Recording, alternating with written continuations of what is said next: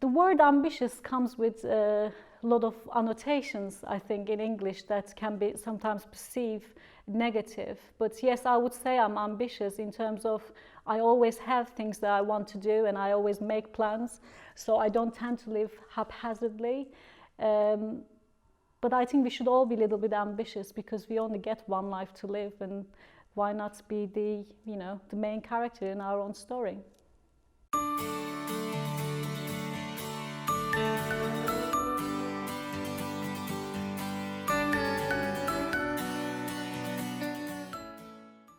Okay, my name is Yeliz Prior. I'm a senior research fellow at the University of Salford and advanced clinical specialist occupational therapist in rheumatology in Mid Cheshire Trust.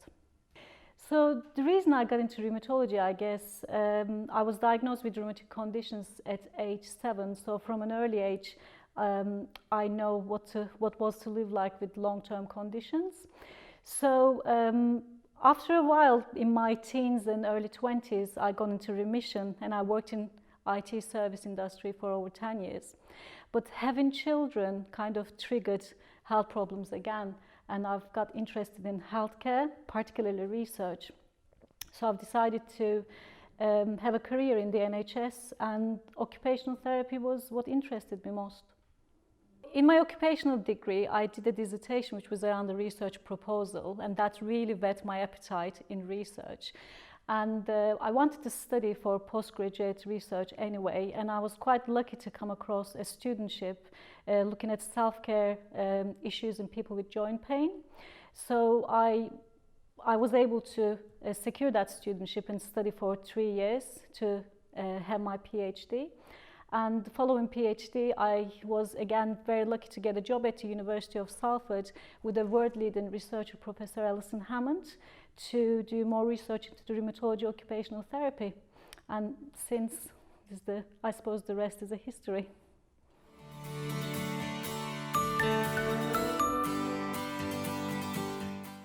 Well, there have been many challenges in my career. I suppose academic challenges aside, being a woman in research aside, is I guess the biggest challenge was I became a single mother during my undergraduate studies, and I had to be quite creative and to be able to continue with my studies and get a job at the same time, so that was quite challenging. But I was quite adamant to complete my studies, and getting the studentship, PhD studentships, further allowed me to be able to sort of bring the bacon home, I suppose, whilst being able to study. So that was the biggest challenge. Second challenge was, I suppose, living with long-term conditions, having pain and fatigue interrupting my studies and work life, and of course, as a mother as well, when you're doing it as a single mother, childcare. But research is really flexible that way. So you can work from home when you need to, and you can do things later in the evening if you haven't been good in, during the daytime. So that sense, research really worked for me.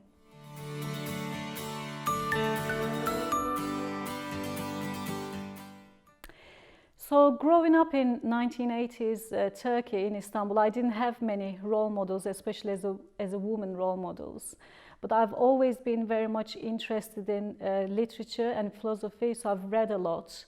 And I become a biggest fan of this 13th century poet called Rumi. He's a Persian poet and Sufi mystic.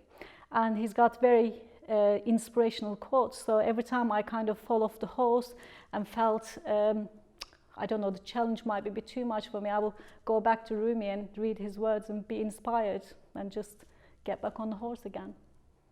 I've had many inspirational women in my career. I don't know if I want to name them because I'll be terrified of missing somebody out, but I've always been very careful of role models because I think one of my favorite quotes is, I think it's Oscar Wilde, "Be yourself because everybody else is taken." So I've taken from bits from everybody to create who I am now, I guess, and the failures and errors are part of that as well.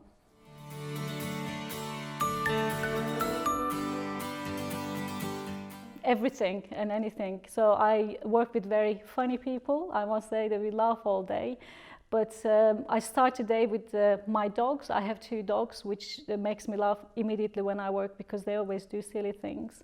And I have 2 children who are now 17 and 16, and they're my biggest critics. So they always make me look silly as well, and I laugh at myself, which is a really good reality check.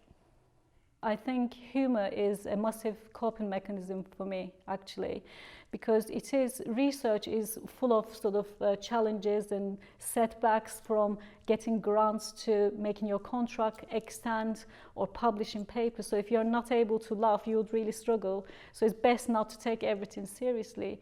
And one of my favorite things to do is come home later at night and watch YouTube and Ricky Gervais or other stand-up comedians and just laugh, and I feel, a lot more calm before going to bed that way.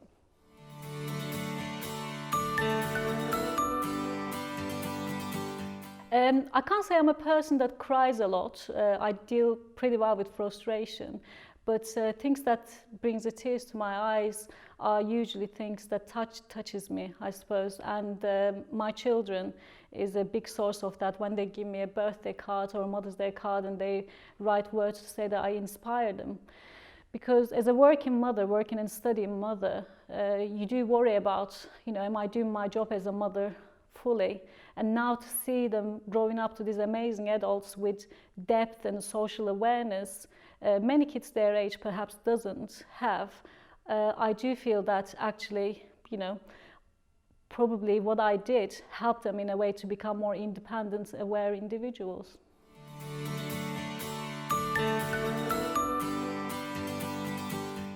My personal ambition for the future is to be able to remain happy as I am now and do the job for as long as I can do, because I don't plan to retire anytime in my retirement age. I know work is good for you, especially if you love your job as much as I do. So I suppose with having long-term health conditions, my biggest fear is not being able to work till my late age. So my ambition is to keep healthy, to keep going further.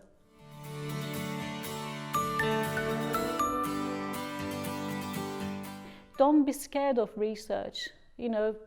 Research it will come very natural to you with the skill sets that you have. I'm sure you have very many transferable skills, and you don't have to jump straight into it. You can start getting involved in research in different stages. So just get in touch with us and ask questions, and we are there to help. We need you.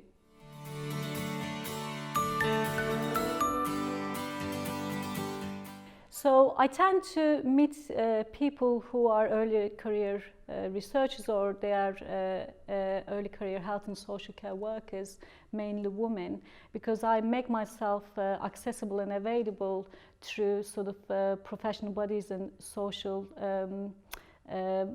media, mostly Twitter.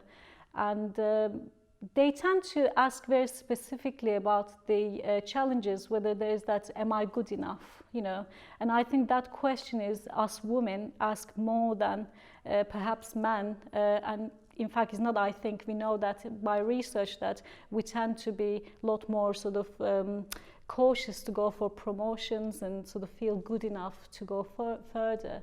And I always tell them that you're always better than good enough, that you can achieve anything. So a bit of confidence and encouragement, and the fact that taking challenges can help you to develop is not about the means to an end, but about the journey, I think helps.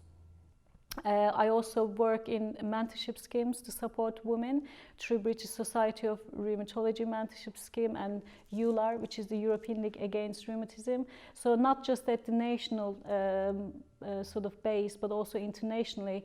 I managed to work with very inspirational women from all over the world in countries where perhaps healthcare research is not taken off yet, to sort of give them the support to be the pioneers in this area.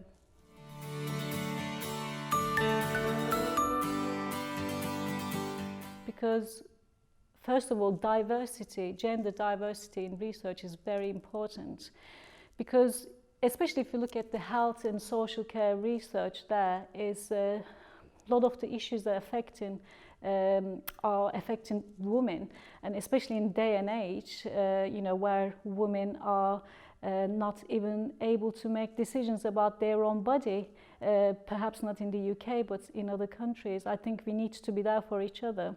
But also, we need women on research in health and social care specifically, because we are the majority of the workforce. So we are the ones who should be shaping the future of research in health and social care, and identifying the priorities and goals to how to take things forward.